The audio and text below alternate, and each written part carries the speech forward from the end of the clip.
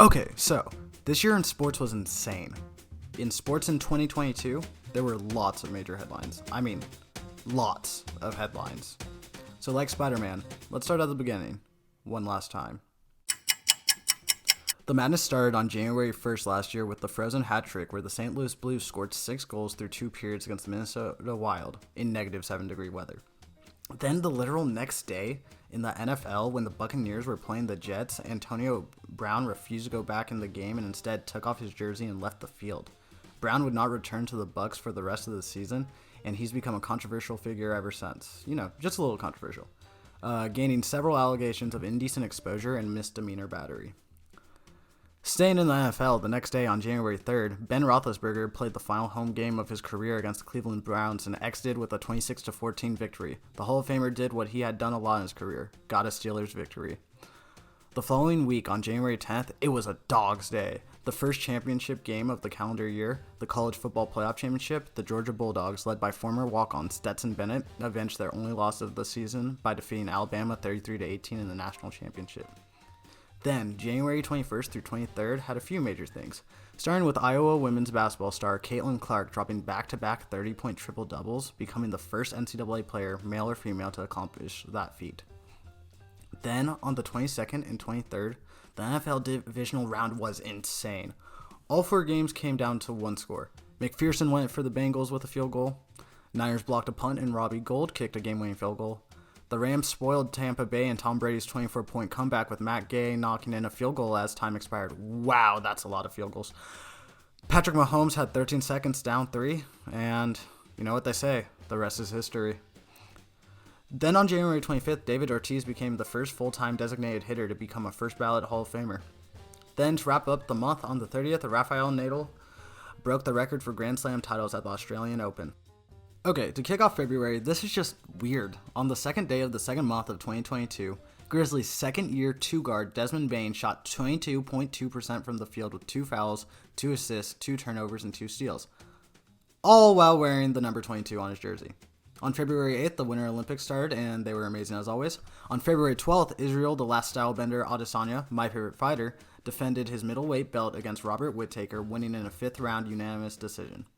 The next day, Matt Stafford, America's golden boy last year, was looking so fly at SoFi, leading the Rams to a 23-20 victory over the Bengals in the Super Bowl, leaving us with this quote: "This game can teach us so much as people. I get to go to work with people from all walks of life, come together, and go for one goal. For 12 years, that goal wasn't reached. It tore me up inside, but I knew I could keep playing and try to find a way." A week later in the NBA All-Star Game, Stephen Curry reminded us that he's the greatest shooter to ever live, hitting 16 threes and scoring 50 points and becoming the first player to receive the Kobe Bryant All-Star Game MVP award. 5 days later, wrapping up February, a Russian tennis player, Andrei Rublev, I really hope I didn't mess that up, went viral for writing "No war, please" on a TV camera lens. When asked about this, Rublev responded, "It's not about my match or how it affects me because what's happening is much more terrible. You realize how important it is to have peace in the world and to respect each other no matter what and to be united." March started off kind of slow outside of conference tournaments and college basketball, but then on March 11th, San Antonio Spurs coach Greg Popovich gained his 1,336th win, making him the NBA record holder, cementing his legacy as the greatest coach of all time. 2 days later, Cristiano Ronaldo scored his 806th goal to become FIFA's leading scorer, for some reason reigniting the GOAT debate between him and Messi. On the same day, another person who's top 2 greatest ever in their sport, LeBron James, got his 10,000th career assist, becoming the only player in NBA history with 10,000 points, 10,000 assists, and 10,000 rebounds in their career. Then Greg Norman started a competing golf league with PGA called LIV, with help from Saudi Arabia. I don't really want to go into detail because, frankly, golf is boring for me, except when I'm playing with friends. Anyways, back to interesting stuff. On March 17th, Penn's 500-yard freestyle swimmer Leah Thomas became the first known transgender Division I champion, sparking debate from campuses to Congress over how Title IX applies to transgender athletes regarding equality and fairness. This won't cause controversy and debate in the comments at all. I'm glad I get no views. Wrapping up the month on March 25th, the St. Peter's men's basketball team would become the first 15 seed to ever make it to the Elite Eight after upsetting Kentucky, Purdue, and Murray State en route to the impressive feat, led by Doug Edert, a national hero and a man who was in the race for White Boy of the Year.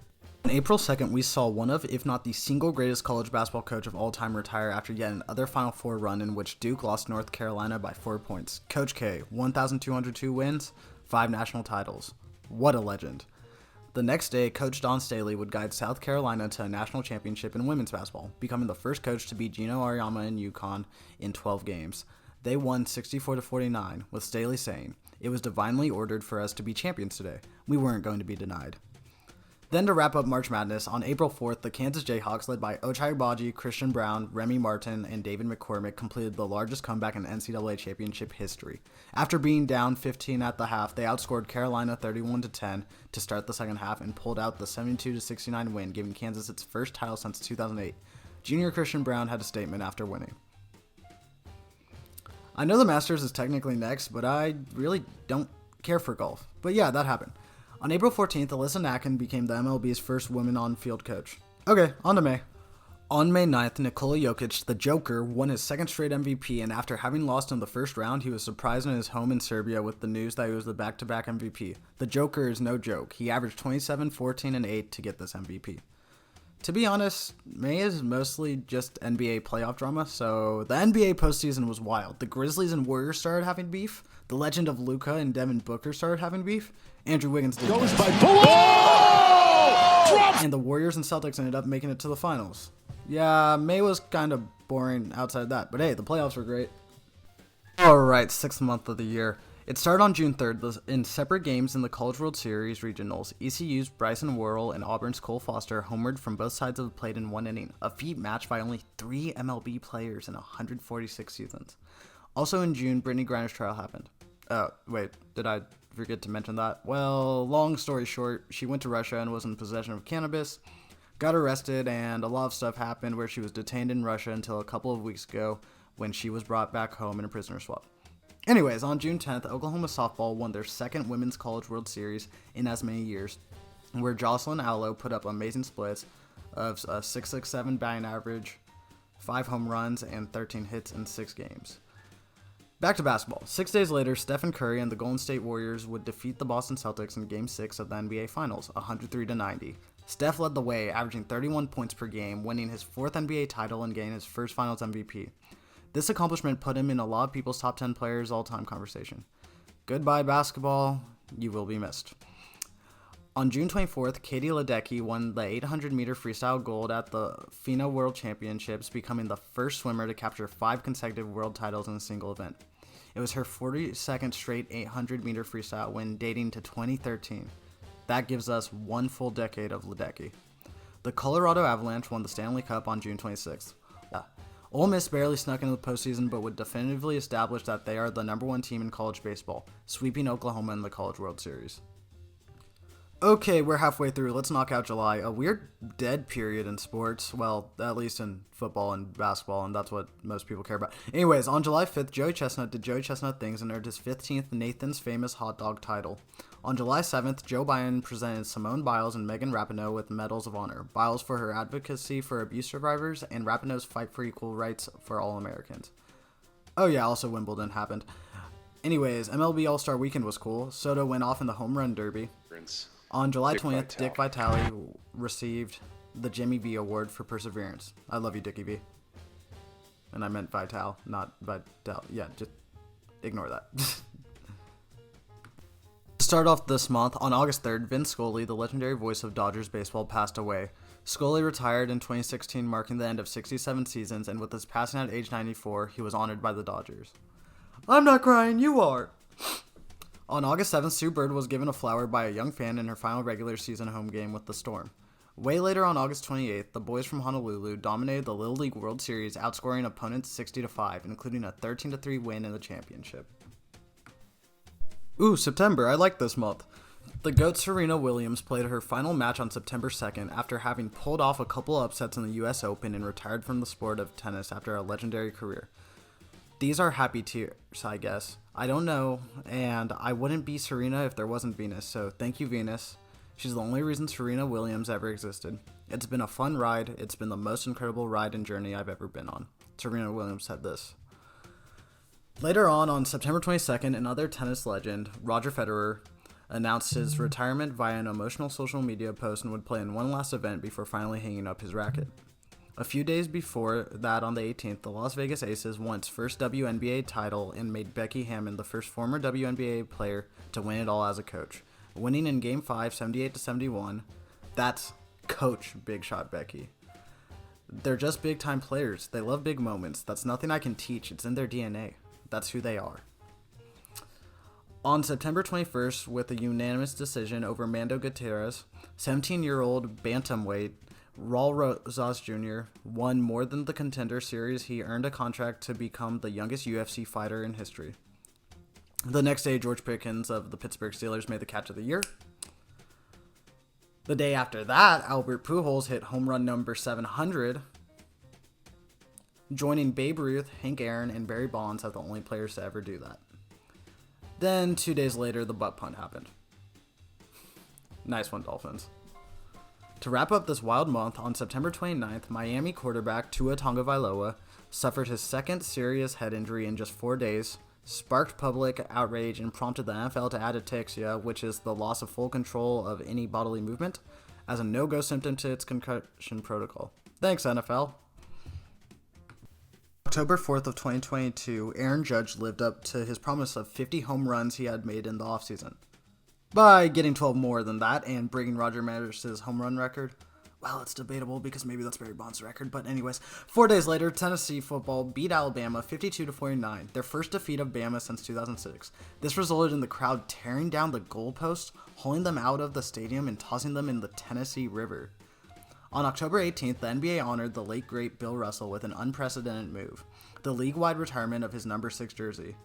I'd explain who Bill Russell is, but if you don't know, please Google him. Later in the month, Bryce Harper did Bryce Harper things and led the Philadelphia Phillies to the World Series. Just under a week later, Michigan and Michigan State played in their rivalry game, and after getting blown out, Michigan State players decided to start a brawl with the Big Blue team. This resulted in 8 suspensions, 7 assault charges, and a $100,000 fine from the Big Ten.